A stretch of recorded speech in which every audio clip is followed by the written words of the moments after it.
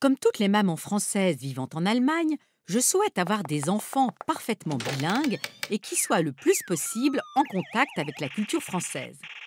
C'est ainsi que mon fils Benjamin, de 15 ans, a passé 6 mois dans le même collège français que son cousin Nicolas. Et là, il a fait des expériences tout à fait nouvelles. Le premier jour, Nicolas et Benjamin ratent leur bus et arrivent avec 5 minutes de retard au collège. La porte est fermée, impossible d'entrer. Zut, dit Nicolas, il faut attendre le pion. Une porte d'école fermée, Benjamin n'a jamais vu ça.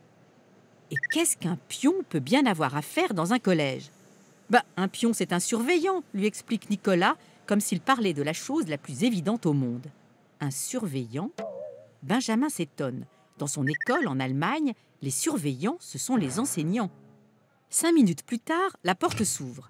Apparaît un jeune homme d'une vingtaine d'années qui fait rentrer les quelques retardataires, referme la porte derrière eux et les accompagne jusqu'au bureau d'une certaine Madame Moyon, conseillère principale d'éducation. À en juger à la longueur de son titre, elle doit avoir un rôle important dans le collège, pense Benjamin un peu intimidé. C'est le bureau de la CPE, la chef des pions, résume rapidement Nicolas. La CPE, une femme d'une quarantaine d'années, ne semble pas se réjouir de cette visite. Comme elle est chargée de la gestion des retards et des absences, elle note le nom des collégiens et prévient Nicolas. C'est son 2e retard en 15 jours. Une colle, c'est-à-dire une heure de présence supplémentaire au collège, lui pend au nez. Puis, le pion accompagne les collégiens sans les lâcher d'une semelle dans une salle appelée permanence où il reste avec eux jusqu'au début du cours suivant. Dans la journée, Benjamin repère une dizaine de pions un peu partout dans le collège. Pas question pour les collégiens de se bagarrer dans la cour de récréation, de traîner dans les couloirs ou les toilettes ou de faire trop le clown à la cantine. Les pions veillent constamment au calme et à la discipline. Nicolas et ses amis n'ont pas l'air de s'en formaliser.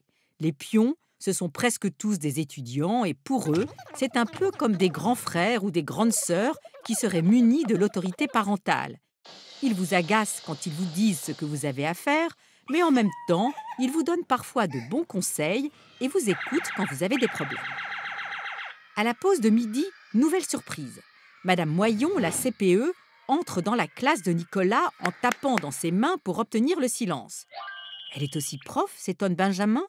Eh bien non, elle vient pour organiser l'élection des représentants de la classe. La plupart du temps, la CPE est dans son bureau où elle reçoit collégiens et parents. Toute difficulté que peut rencontrer un élève en dehors des cours la concerne.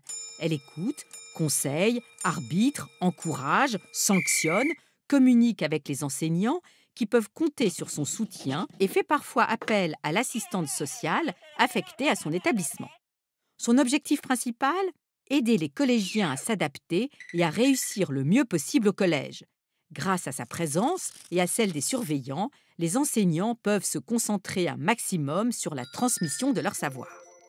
Quel paradis, pensent sans doute les enseignants allemands qui nous regardent et se mettent à rêver.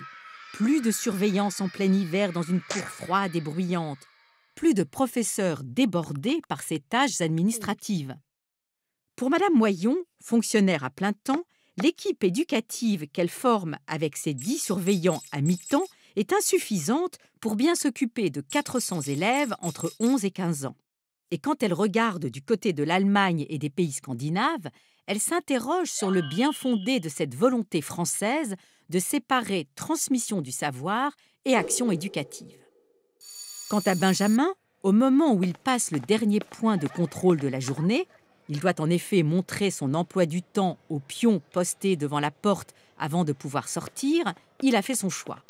Être élève en Allemagne, c'est beaucoup plus cool. Mais s'il devait être prof un jour, alors pourquoi pas en France ?